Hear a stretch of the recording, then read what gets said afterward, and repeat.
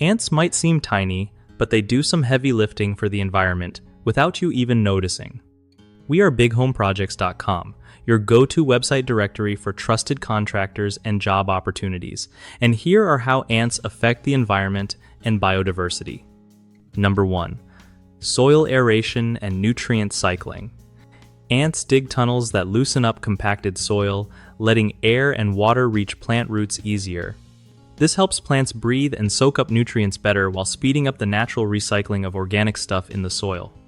Number 2. Seed dispersal and plant diversity. Some ants carry seeds with tasty parts called elaiosomes back to their nests, eat the good stuff, and leave the seeds to grow. This spreads plants around and keeps the gene pool strong without you needing to do much.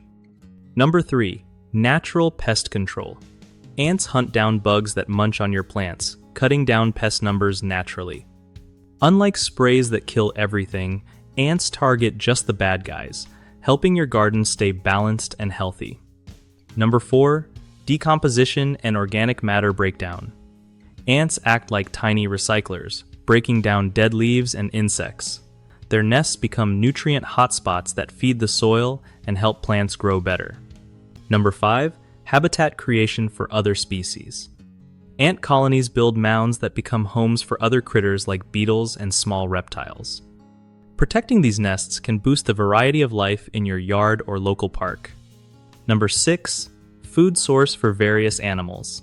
Ants are on the menu for birds, reptiles, and mammals, making them a key link in the food chain that supports wildlife around you. Number 7. Ecosystem engineering and stability.